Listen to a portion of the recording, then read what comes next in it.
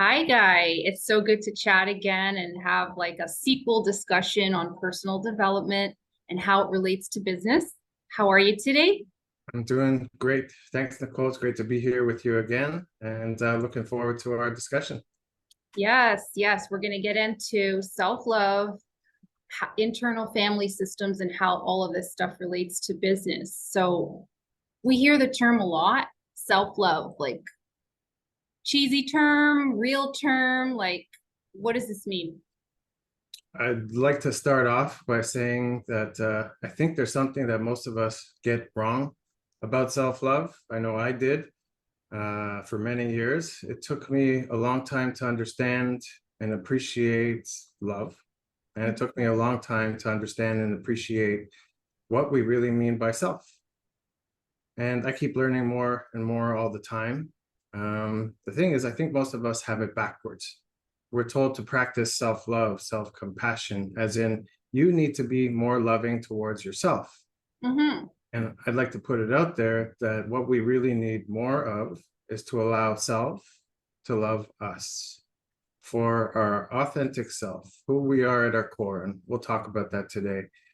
To love all of who we are, including and especially our problematic protective parts and our hurt or wounded parts. And we talked about some of those in our first discussion. They Mm-hmm. show up carrying these roles like the inner critic, the perfectionist, the people pleaser, the hard worker, overworker, overachiever, parts like that, these business related parts. Well, they started off as school parts and now they're leading us into business. And I'd like to bring us back to, who we really are at our core and let us lead our inner life and our outer life from that authentic self.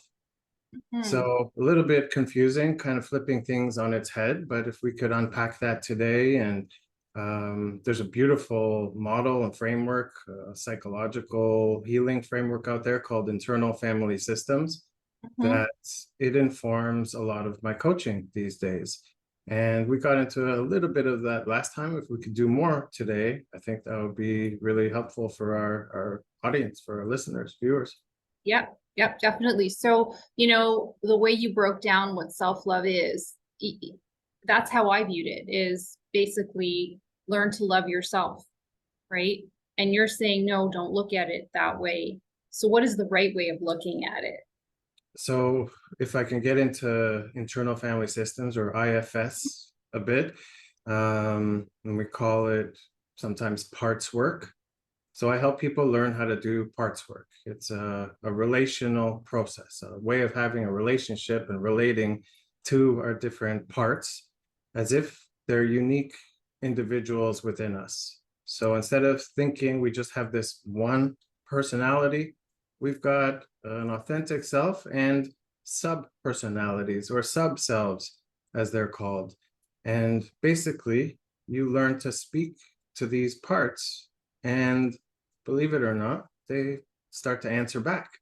And we Mm, form a relationship with them instead of thinking of, let's say, the inner critic. And if people know what I mean by that tormenting, critical, punishing voice, punitive voice that many of us have, instead of seeing it like an enemy inside of us that needs to be conquered or tamed, we try to learn like what's its purpose and what is it really doing. And from a compassionate viewpoint, we look and see that it's trying to protect us.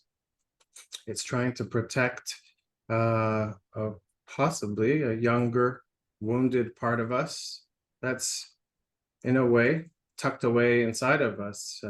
They say exiled.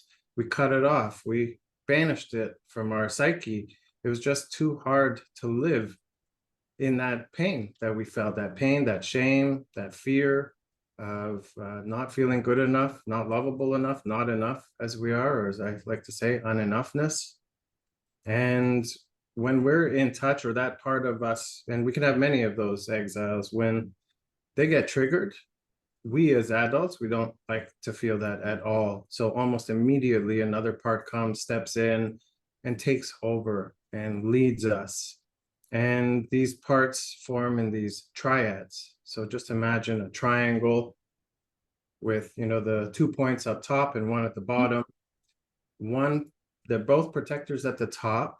One is a manager, a proactive kind of part. That's like the rule maker, the inner critic, the judge, the pusher, driver, hardworking parts. They try to shape us up and live in a way where we're going to get our needs met and avoid shame, avoid hurt. And they push us really, really, really hard sometimes. And we identify with those parts. We think that's who we are. Mhm. And they are often in polarity with the other kind of protector, which some of us may know as like a procrastinator, as a more avoidant part, as some part of us that just wants to get away and, stop taking things so hard. And they both have, instead of mutual love and appreciation, they've got mutual resentment. Animosity, Yeah, exactly. They've got animosity. We sometimes competition. hate, right, Yeah. very competitive. Uh, we often hate those parts that push us too hard. And then when we slack off or avoid or procrastinate or escape, our inner critic or other parts come back online and they hate those lazier parts. So we're judging ourselves one way or the other, all the while trying to protect ourselves from the deeper pain, shame, loneliness that we might be feeling or that another part of us feels. So we somehow develop this on our own. Parts themselves, the capacity to have multiple kinds of personalities in us is natural. It's healthy. It's what makes us so unique. You might have, the you that likes to hang out with a bunch of friends and you show a part of yourself and a humorous part and a joy-loving part, and then you get into business and you still feel pretty authentic, but you're not showing up as that, Right. free, joy-loving part. You might be more stiff, more professional, more guarded, and nothing is wrong with that. That's not saying that there's anything wrong with us. What's wrong, or when it gets wrong, is when we're stuck in those very limited, rigid, inflexible roles and we think they're who we are and we're suffering and we don't know what to do. So let's get into some examples so that, people watching this can relate to some of these. Go ahead. Like what's a really prime example of this? Those few that I've mentioned, I've become so familiar with, in myself through my own work and with many clients, executives, business professionals, C-suite people. I see the inner critic in almost everybody, and we get to talk about it and come to understand it. Many have a perfectionist streak, and that causes a lot of trouble for a lot of people. We can't get everything done to the level, the standard that we expect of ourselves. It's impossible. This perfection is never really going to happen. So we stress ourselves, we overwork, overgive, overdeliver, we abandon our own needs, we forget about parts of ourselves that have needs for, for peace, for ease, for grace, for love, for freedom. And we're just stuck in fear, stuck in needing to, basically be the subservient to those controlling, protective parts. Now, what about people pleasing? I know you mentioned that already briefly here, and I know we talked about it in our original video. How do you deal with that? How do you deal with individuals who, or I should say, how do individuals who face that overcome that? So The then need we're to getting be- into the message behind all of this is for us to come to discover or rediscover the authentic self and to build trust in the self, who we really are. The self is the undamaged, whole essence of what we really are. Some people believe, we've got this life force in us, this conscious life force, and it's in all living things. So if we learn to recognize that, learn to connect with that, learn to trust that as this kind of guiding force in our lives, then it can heal our other parts, our problematic protective parts. It can, in a relational way, learn about and come to understand and even bear witness to our protector parts, and then the deeper work, which doesn't necessarily always happen in coaching. It's if it's very traumatic in nature, then it's not going to happen in coaching, but people are going to become aware it's perhaps time to go seek therapeutic help from a professional. But I think Right. what we're talking about, for the most part, many people can learn to do themselves, to do parts work. So the self, how do we know when we're in self? We're feeling some aspect, some degree of what they call the 8 C's and 5 P's. So I'm going Okay. to actually look at my notes because I forget one every single time. Calm, clarity, compassion, confidence, connectedness, courage, creativity, and curiosity. And the P's are patience, persistence, perspective, playfulness, and presence. So if we are feeling some or all or a degree of any of those, chances are we're more in self. If we're not hating on one of our parts, if we're more understanding, more patient, more open and attuned, chances are we're more in self. And we can listen and understand what these parts, the roles that they've taken on, what they're trying to do, have been trying to do. And they point to a part of us that needs healing, that needs to be seen and understood and cared for.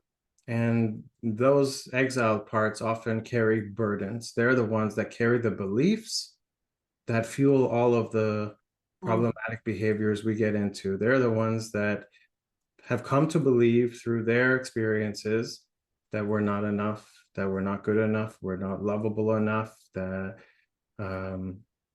they live in more shame and more pain than we really ever come to recognize on a daily basis.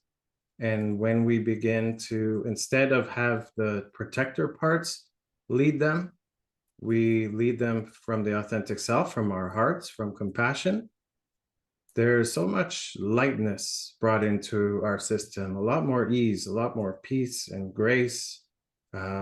Technically, in our nervous system, we're in the social engagement system. We're in that place in us where we're able to heal, grow, and restore, where we are more open creatively, more able to connect with others, to give to others. And what emanates from us is a more calm, loving vibe. We feel safe in ourselves, and other people feel safe in our presence.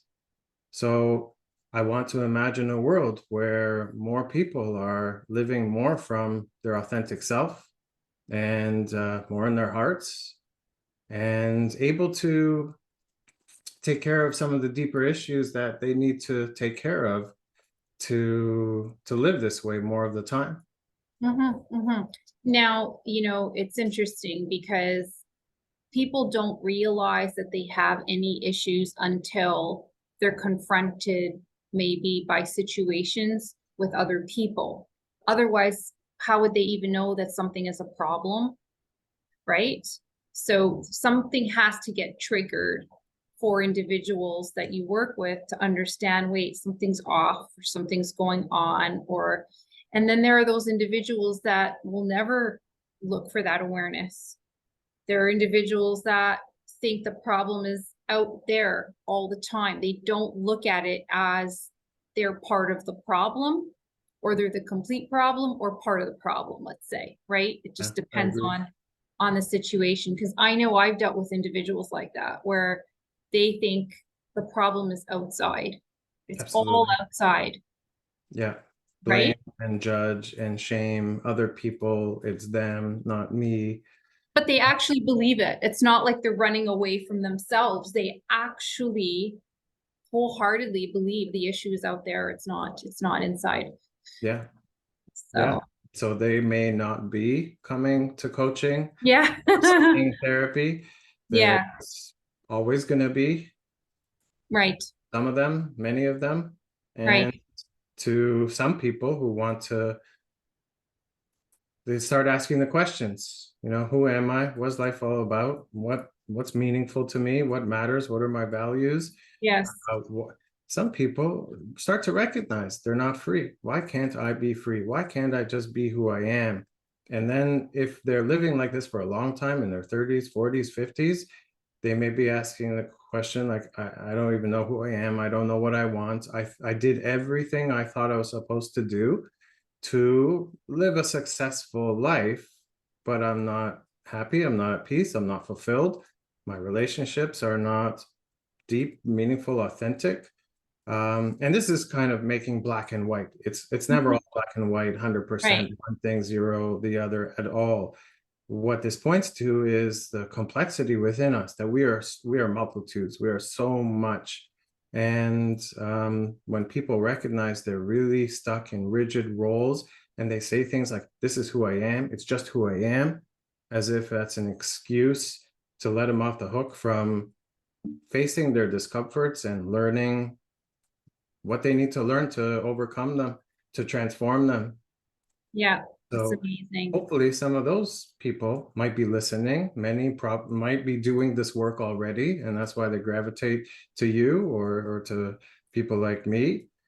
And the ones that are not there yet, well, they will be affected positively by those who are. When you're in touch and contact with somebody who lives more from that place of calm and compassion and ease within themselves, sometimes they go like, I feel a great calming presence. You've always got it together, or you're really kind. Is that an act, or is that the real you? They often feel uh, calmer in Right. themselves, and they might start asking questions. Were you always this way? How did you get like this? And Yeah, usually it's people who have had some pain in their past and went on the path of self-discovery and personal growth, and bit by bit, layer by layer, year after year, we keep learning, growing, healing meaning we not only heal our wounds, but the root of it, the origin of the word, is to make whole. right. Make Right. whole again. Amazing, amazing. I mean, I'm so drawn to this stuff, right? With my psychology background and all of that, Yeah. like I'm so drawn to all of this, and I just like to see things expand. And you always know, depending on your environment, like for me personally, if I'm in a certain environment, I know if I'm going to expand. And if I'm in another environment, I know if I'm going to just be like stale. And I think being stale is the worst thing you could be. Well, for me anyway. It's just that is a painful spot. That is a painful spot, right? Yeah. Being stale, right? Yeah. So Yeah. No growth. yeah, No. it's not nice. It's not nice. I think there are two types of individuals. There are the ones that want to get better in whatever they're doing, and then others that, like I said, they point outward, and it's got to be out there. The issue's out there, right? So that's just my view. I simplify the whole thing. Yeah, I mean, and we do that. We can do that. We can look at things in polarities or dualities, and make choices for ourselves.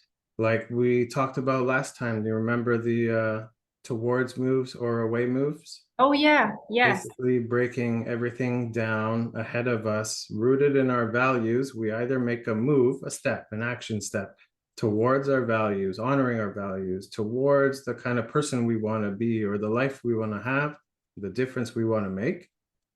or we're making away moves, away Yes. from our values, away from the kind of person we really want to be. Why are we doing it? We're moving away from discomfort, from pain. It's nothing to pathologize or like judge people for.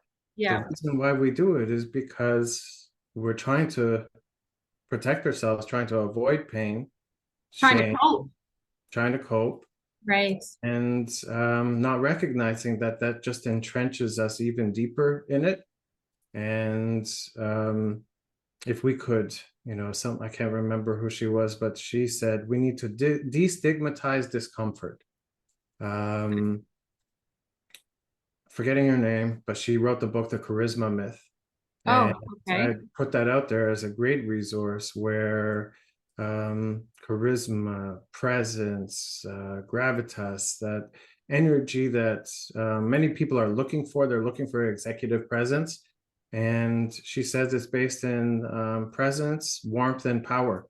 People who are really aware, connected, and living in the present moment, people who have power, have the ability to make a difference, use their power for good, let's say, and warmth.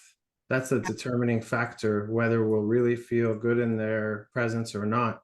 Do they care? Do they have warmth in their heart? So those are just three of those important pillars that I think we can all work on. And I think they all come naturally from the self. I think the compassion comes naturally from the self. It's not like we have to learn a ton about it from a book. We have to Right. find our way back to self. I know we said we may talk about like the keys to self-love and the blocks to love, or what are the doors we need to unlock. Um, Awareness is a big one. It's a Mhm. big starting point. Am I in self, or am I in a protective part of me? Am I living my values? Am I living from fear? Um, do I know and really value my needs? And do I stand up for my needs, protect my needs, get them met in functional, effective ways? Do I know my limits, and do I have and protect my boundaries? This is an issue in the work environment too, especially with Sure. leads without having those boundaries. It leads people to burnout and even depression because they, Having this discussion about burnout and in boundaries. I was just having this, yeah. right? And I couldn't agree with you more. And I know that I've fallen into that myself. It's just not a pretty thing. It's just, and you're forced to learn. Either you put up the boundary, yeah, you feel bad, you feel guilty, you feel this, you feel that, or you pay a different type of consequence, Yeah. right? So And true. it can be very hard. And I think to explain to some people what they might be feeling when they are afraid to put up a boundary, or what they may be feeling after they put up a boundary, like finally they did it, they said it, Hmm. and then 5 minutes later, oh, I feel bad, I feel guilty. Yeah, That we can understand with parts. All of this we can understand with our parts, which part is really taken over. So amazing. we have a more perhaps courageous or aggressive part finally stands up and says, enough, I'm not taking it anymore. And after we assert ourselves, 10 minutes later, we've got that exile part kind of scratching, like, hey, I don't feel so good about this. I'm nervous. I'm worried. What are they going to think of me? Oh no, why did I just do that? Oh Ever no. see the movie Me, Myself, and Irene? I can't remember. That's No. that's an extreme Is it? example of, well, Jim Carrey, it's a comedy. And he basically doesn't stand up for himself until one day he has to stand up for himself. He develops multiple personality disorder. And it's Hmm. the whole thing is a comedy. But I bring that forward is, yes, it's funny, but really it's like if you don't deal with stuff, a lot of nasty stuff can happen. And that's obviously an extreme case. But it's just it was a little humor for those Yeah. people who've seen that movie, right? Where Good. they're competing selves, That we going do. at it. yeah, this is a way to explain that, explain us to ourselves.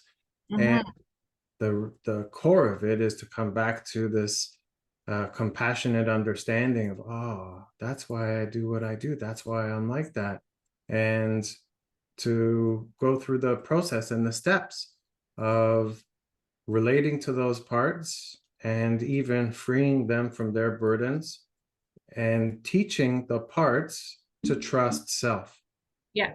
Teaching the parts, like, even if they were not to relinquish their roles, hey, I got this. Yeah.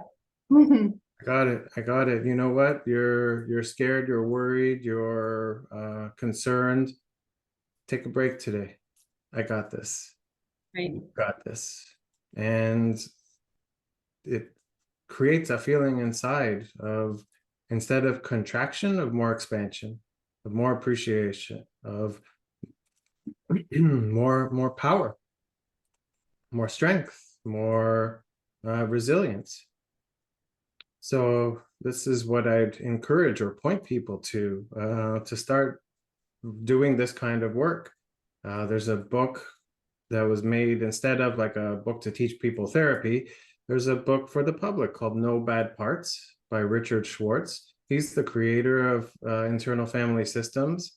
And I've shared that with many, and they get so much out of it. And you learn a bit about how to do the work.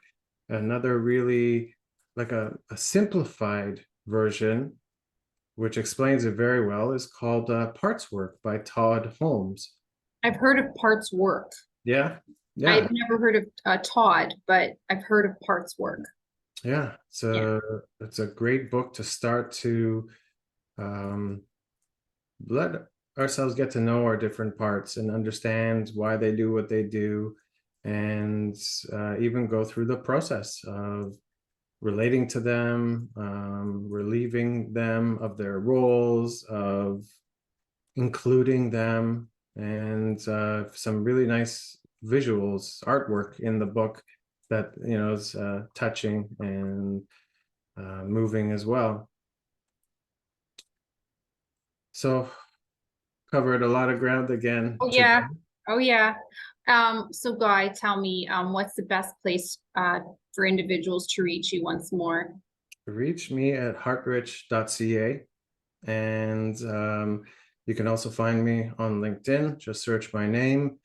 Um, and I'd be, you know, I'd love to have a chat with anybody interested in learning more about this and see how we could work together.